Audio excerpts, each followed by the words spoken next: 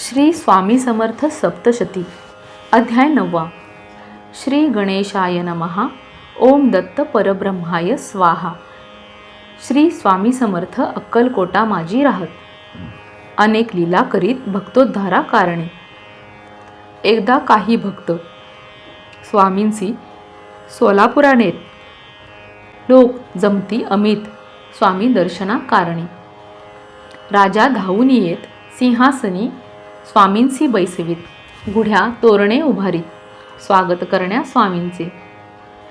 सिंहासनी स्वामी समर्थ दर्शना लोटला जनसागर. हे पाहुनी एक नर वैषम्याने बोलत असे. सोडोनिया सिद्धेश्वर हे का भजती गुरुवर. ऐसे म्हणून दुरुत्तर करू लागला तेधवा. ऐसी निंदा करीत आला स्वामी होते तेथ. तेथील प्रकार अद्भुत पाहुनी विस्मित होत असे. सिंहासनी शिवपार्वती बैसली दिसे तयाप्रती. होऊनी विस्मित चित्ती साष्टांग नमन करीत असे. समर्थांसी करुणी नमन म्हणे दिले आपणा दूषण.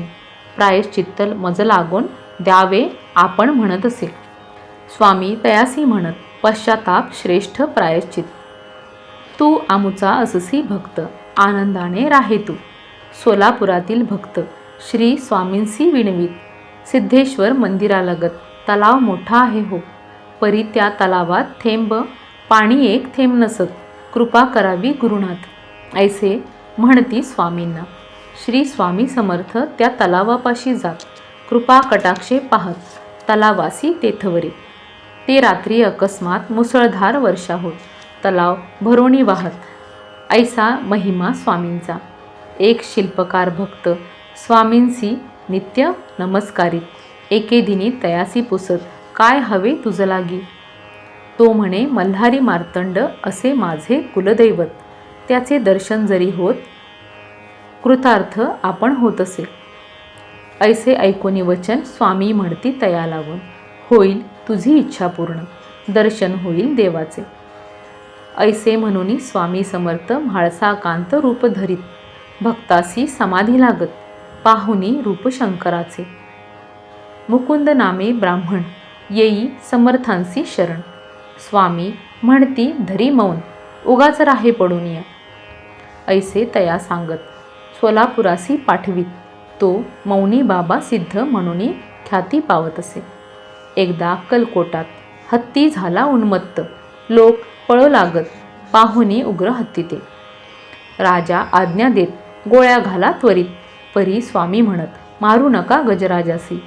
हत्तीसमोर स्वामी जात शिव्या त्यासी घालीत.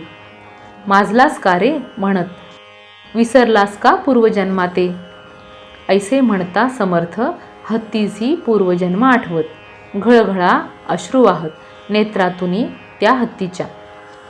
चरणावरी ठेवूनी शिर हत्ती करी नमस्कार. पाहुनी अद्भुत प्रकार विस्मित सारे जन होती. ऐसा स्वामी समर्थ सत्ता सर्वत्र चालवीत. तो प्रत्यक्ष दत्त अक्कलकोटी राहिला. रामानंद बिडकर मारुती उपासना करीत. स्वप्नी मारुती सांगत अक्कलकोट स्वामींते ते पाहावे. अक्कलकोटी श्री दत्त सदेहाने असती राहत. ऐसा होता दृष्टांत अक्कलकोटासी येती ते. करिता समर्थांचे दर्शन शिव्या देती तया लागून. देवतांची नावे घेऊन शिव्या समर्थ देताती. मग होऊनी शांत काम तुझे झाले म्हणत. ऐसी कृपा होत बिडकरांवरी श्री गुरुची. पुन्हा जेव्हा दर्शनाजार आम का पेड लगाया म्हणत हास्य विनोद करीत अतिप्रसन्न श्री स्वामी. रामानंद बिडकर भक्त एके दिनी दर्शनाजात. पाहुनी स्वामी निद्रिस्थ चरण चुरो लागले. तव तेथे अकस्मात एक सर्प बाहेर पडत फुत्कार करी जोरात भक्तावरी तेधवा. त्याकडे करुणी दुर्लक्ष बिडकर पाय चेपीत. स्वामी तेव्हा उठत शिव्या देती तयांना. शिव्या देऊनी बहुत देती एक मुस्काटात. बिडकर बेशुद्ध पडत तयेवेळी तेधवा. सदानंद स्वामी भक्त स्वामींसी हुक्का देत. तो होता तेथ सावरी तसे भक्ताला. 4 तास समाधीस्थ रामानंद बिडकर राहत. ऐसी कृपा अद्भुत श्री स्वामी समर्थांची. रामानंदांसी स्वामी समर्थ नर्मदा प्रदक्षिणा करी म्हणत, न यावे प्रज्ञापुरात, ऐसे सांगती तया लागी. नर्मदा प्रदक्षिणेसी जात, नदी किनाऱ्याने चालत गुहा दिसे मार्गात, म्हणून आत जाती ते. आत एक ऋषी असत, बैसले दिसती ध्यानस्थ, जय जय श्री गुरु समर्थ, म्हणून वंदन करिता ती. ऋषी म्हणती भक्ताप्रत, अक्कलकोटी स्वामी समर्थ, त्यांचा तू अससी भक्त, म्हणून भेटलो तुझ लागी. ऐसे म्हणून कंद देत, न लागे जेणे भूक 8 दिवसापर्यंत, ऐसा प्रभाव कंदाचा.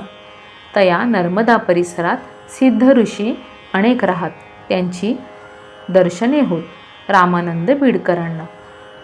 नर्मदा दर्शन देत गुरुपुत्र म्हणून वाखाणीत, ऐसे अनुभव येत रामानंद बीडकरांना. ऐसा सद्गुरु समर्थ सद्भक्तासी सिद्ध करीत, अनेक उद्धरिले भक्त आत्मज्ञान देवोनिया. श्रीपाद भट नामे ब्राह्मण, असे दशग्रंथी आपण, अक्कलकोटासी येऊनी सेवा करीत राहिला. त्यासी स्वामी म्हणत, तू जाई वाराणसीत विश्वेश्वर दर्शनार्थ, जाऊन राही तेथवरी, आज्ञेप्रमाणे ब्राह्मण. जाई वाराणसीसी निघून, नित्य करी गंगास्नान, सेवी विश्वनाथासी, ऐसे करी नित्य. शिवावरी करी अभिषेक, एके दिनी अद्भुत, वर्तले पहा काय ते. श्री स्वामी समर्थ विश्वनाथ मंदिरी प्रकटत, भक्त होई विस्मित, पाहुनी स्वामींसी तेथवरी. म्हणे कधी आलात, अक्कलकोट केव्हा सोडलेत, आताच आलो स्वामी म्हणत, तुझ भेटा या कारणे.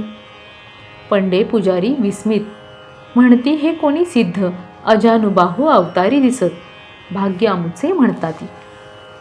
असो भक्ता समवेत, श्री स्वामी वाराणसीत राहो तेथे लागत, अपार महिमा होत असे. महिमा होई अमित, दूर दुरोणी लोक येत, सिद्ध योगी सिद्ध येत, दर्शना लागी स्वामींच्या. ते राहती हिमालयात, ऐसे काही योगी म्हणत, हंपी विरूपाक्ष स्थानात, पाहिले म्हणती काही ते. आम्ही असता यात्रा करीत, यासी पाहिले जगन्नाथ स्थानात, ऐसे काही म्हणत पाहुनी रूप स्वामींचे. साधू सिद्ध योगी नाना वार्तालाप करीती, हे महासिद्ध यती, म्हणून सारे म्हणताती.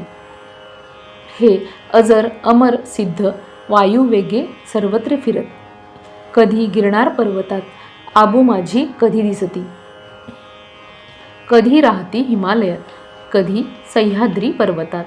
हे अवतारी त्रैमूर्ती दत्त, सर्वत्र वास जयांचा. हे साक्षात विश्वनाथ प्रकटले आज वाराणसीत, आम्हा दर्शन देत भाग्य आमुचे म्हणताती.